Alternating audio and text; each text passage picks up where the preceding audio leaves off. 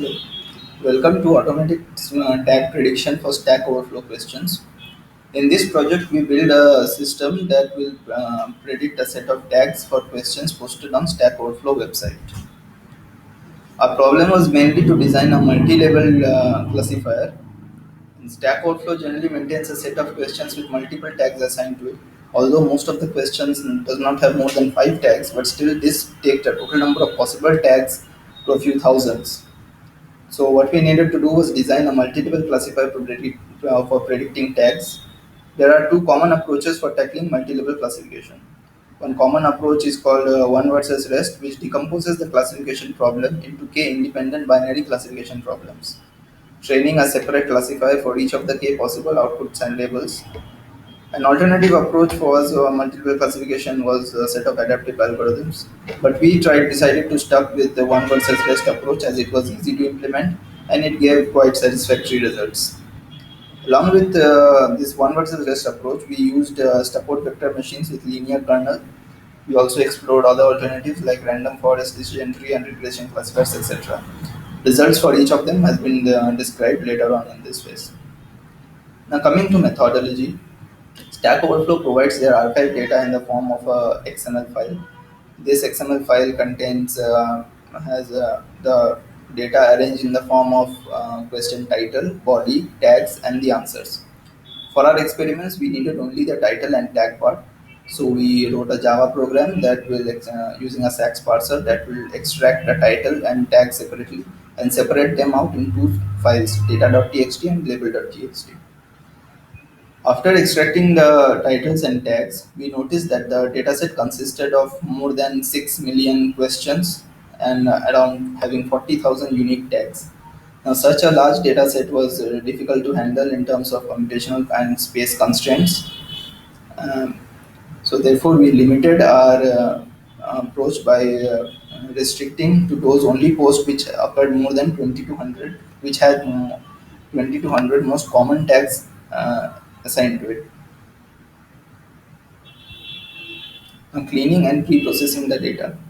After we passed the XML and generated two files, data.txt and level.txt, we took the each title and we removed stop words from them, and also we stemmed and lemmatized the words using Porter stemmer. One thing we noticed that some words which would have rather been classified as stop words like C, A, B, D, etc., could not be removed as they also were part of the tags. So we had to be careful on what words were removed. We noticed that removal of common stop words like is, were, the, are improved our accuracy scores. Therefore, after extracting the titles, we removed the common stop words and we lemmatized the words using Porter stemmer. This portion was programmed in Java using SAX parser and PorterStreamer. Then comes creation of feature vector for training data. For our experiment setup, we considered the set of unique words as a feature set. So from the process data, we created a feature space by taking a set of unique words, but then the size of this grew to roughly more than 48,000, which was difficult to handle. Hence, we decided to stick to only those words that occurred in more than 40 samples. This brought our feature space down from 48,000 to 3,807 words.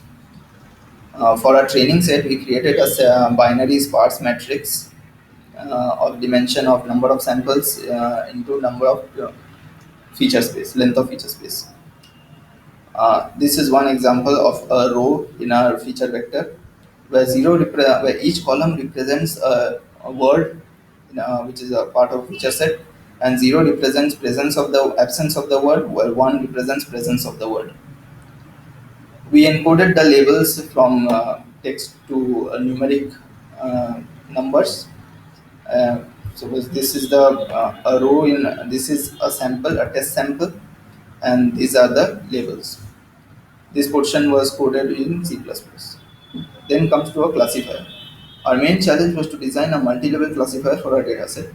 For this, we explored different approaches. Now, one such approach that we already discussed was one versus rest approach. Uh, This approach was chosen as it gave the best results out of the others, and we used support vector machine with linear kernel with squared hinge loss function.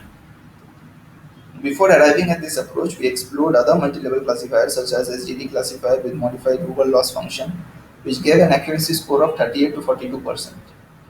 Other methods used were random forest and decision trees, which gave more or less the same score with minor improvements. Finally, we decided to stick to linear SVM as it gave the best results. One thing we noticed that for some test samples, our model failed to provide a single prediction. This was due to the fact that we had to limit our training set to a very small sample of the entire data, and also some labels were so rare that it did not have sufficient number of training samples to train with. Now, in these cases, what we did was we took a set of most popular tags, five most popular tags, and we labeled them as default tags. So when we got a sample for which we did not get any prediction, we assigned this set of default tags to that sample. We randomly sampled the data and train our model on different training and testing samples we collected the results and which are discussed in the following sections. We evaluated our model by training it on first 10,000, then 15,000, and roughly 20,000 samples, and training them on 1,000, 100 to 1,000 samples. Every time we randomly subsample the data, creating different training and test samples. For 10,000 training set and testing them on 1,000, we get the following results. We see again linear SVM gives around 55% accuracy, but the others are quite less than that. Then we increased our training sample to include 15,000 samples. We notice an increase in the accuracy from 55% to 57.4%.